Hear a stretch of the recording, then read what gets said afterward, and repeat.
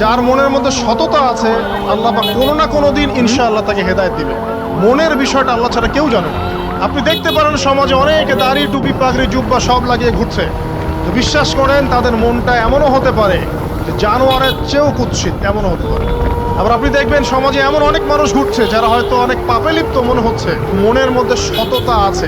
এমন অনেক মানুষকে আমরা দেখেছি যে ড্রাগ অ্যাডিক্টেড ছিল, মিউজিক করেছে, হারাম সম্পর্কের মধ্যে ছিল, নামাজ ঠিক মতো পড়ে নাই, কিন্তু যখনই আল্লাহর কথা আলোচনা হতো দেখতাম সে খুবই শান্তভাবে মন থেকে কথা শুনছে। কথা শুনতে শুনতে শুনতে একদিন মাশাআল্লাহ এখন দেখবেন যে চিল্লা দিয়ে বেড়াচ্ছে বিভিন্ন বসে। অথচ নামাজ পড়েই ভেবে বসবেন না যে অনেক কিছু করে ফেলছে। এক চিল্লা দিয়ে মনে করে ফেলবেন না যে দিনের জন্য অনেক কিছু করে ফেলছে। একটা হজ করেছেন, ওমরা করেছেন, সিয়াম রেখেছেন, দিনের জন্য দান সদকা করেছেন, একটা মাদ্রাসা মসজিদ করেছেন, ভেবে বসবেন না আপনি সব অনেক কিছু করে ফেলছেন এবং অন্যরা সব ককরোচ তেলা পোকা, ওরা জাহান্নামে যাবে এমনটা মনে করছে। জানি না আমরা যে কার আমলের কতটুকু আল্লাহর কাছে কবুল হচ্ছে।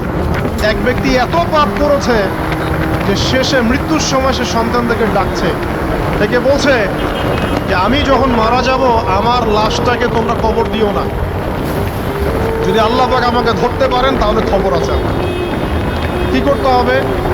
সে বলছে যে আমার দেহটাকে তোমরা পুড়িয়ে ফেলবে এবং পুড়িয়ে ফেলার পরে ছাইগুলোকে একত্রিত করবা, করে অর্ধেক ছাই সমুদ্রে ভাসিয়ে দিবা, অর্ধেক ছাই বাতাসে উড়িয়ে দিবা।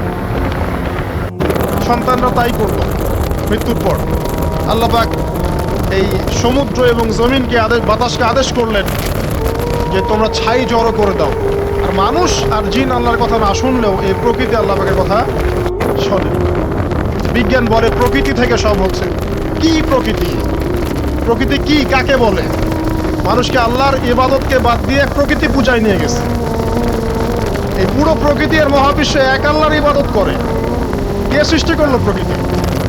প্রাকৃতিক ভাবে হয়েছে সবকিছু বলে, আল্লাহ থেকে হয়েছে বলা যাবে না। বললে আপনি মৌলবাদী হয়ে যাবেন। আল্লাহ শব্দ ইউজ করলে আপনি মৌলবাদী হয়ে যাবেন। ধর্মতাত্ত্বিক শব্দগুলোকে আস্তে আস্তে উঠিয়ে দেওয়া হয়েছে। দেখবেন যুক্তি বিজ্ঞান দার্শনিক শব্দগুলোকে আনা হয়েছে, এটাও টেকনিক্যালি করা হয়েছে। কোন সেকুলার মিডিয়াতে আপনি দেখবেন না ইনশাআল্লাহ বলছে। ইনশাআল্লাহ প্রমাণ করবে যে আপনি আস্তিক না নাস্তিক। তো প্রকৃতিকে আল্লাহ পাক আদেশ করলেন এই সমুদ্র ছাই জড়ো করো, এই বাতাস ছাই জড়ো করো। তারা ছাই জড়ো করে দিল। এই ব্যক্তিকে বলা হচ্ছে তুমি জীবিত করে আল্লাহ পাক বলছেন তুমি কি এই কাজটা করেছিলে? লিমা ফাআলতা হাযা, তুমি এই কাজটা কেন করেছো? তখন এই ব্যক্তি উত্তর দিচ্ছে মিন খাশিয়াতিকা ইয়া রাব্বি ওয়া আনতা আ'লাম। হে আল্লাহ, আমি আমার বুঝে যা এসেছে আপনার ভয়েই আমি এই কাজটা করেছি, আর আপনি খুব ভালো করেই জানেন যে আমি আপনার ভয়ে করেছি নাকি অন্য কোনো কারণে করেছি। মানে আপনি আমার মনের কথা জানেন। আল্লাহ পাক তাকে মাফ করুন।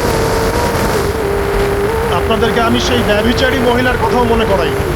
ওই মহিলা, যে ব্যক্তি একজন যৌনকর্মী ছিল বা যেটা আমরা বলি ব্যভিচারিণী মহিলা ছিল, একটা কুকুরকে দেখেছে সে পানি পান করার জন্য তৃষ্ণার্ত, সে এটাতে মায়া করে দয়া করে তার মোজাটাকে নামিয়ে এই কূপ থেকে পানি উঠিয়ে কুকুরকে পান করিয়েছে।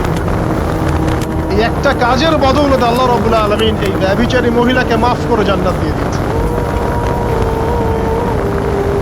হাদিসে এটাও এসেছে, নবী সাল্লাল্লাহু আলাইহি ওয়াসাল্লাম বলেছেন ইরহামু মান ফিল আরদ, তোমরা সবাই জমিনবাসীর প্রতি রহম করো। জমিনে মুসলিমই থাকতে হবে, তাদের প্রতি রহম করতে হবে এমন নয়, জমিনবাসী যারাই আছে সবার প্রতি রহম করো, জাতি ধর্ম বর্ণ নির্বিশেষে। এমনকি পশু পাখির প্রতিও দয়া করো। ইরহামু মান ফিল আরদ, জমিনে যারা আছে সবার প্রতি রহম করো। ইয়ারহামুকুম মান ফিস সামা, যিনি আসমানে আছেন তিনি তোমাদের প্রতি রহম করবেন ইনশাআল্লাহ। ইসলাম এই কথাগুলো বলেছে 1400 বছর আগে। আজকের এই বিশ্বের সোকল্ড এই মডার্ন বিশ্বে যেখানে মানুষের রক্তের কোনো দাম নাই, সেখানে ইসলাম পশু পাখির অধিকার নিয়ে কথা বলেছে 1400 বছর আগে।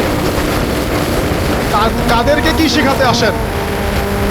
কুরআন এবং সুন্নাহর বাইরে অভ্রান্ত সত্যের কোনো উৎস আছে? এখানে যা আছে তাই চূড়ান্ত। মানতে চাইলে মানেন, না মানতে চাইলে জাহান্নামে যান, কেউ তো বাধ্য করছে না। লাকুম দীনুকুম ওয়ালিয়া দীন। আল্লাহ পাকের রহমত দেখেন। আরেকটা ঘটনা আছে এমন, একটা বিড়ালকে বেঁধে রেখেছিল এক মহিলা, খাবার দেয় নাই, কষ্ট দিয়েছে। একটা বিড়ালকে খাবার না দিয়ে কষ্ট দেওয়ার কারণে এই মহিলাকে আল্লাহ পাক জাহান্নামে পাঠিয়েছে। কত ঘটনা আছে, এই ঘটনাগুলো হাদিসের পাতায় বর্ণিত আছে। কোরআনে কি বলছে দেখুন। কোরআনের আমি কয়েকটা পয়েন্ট আপনাদেরকে খালি বলছি, এটা নিয়ে আমি সকালে ভাবছিলাম। আল্লাহ পাক আদম আলাইহিস সালামকে সৃষ্টি করেছেন আমরা সবাই জানি।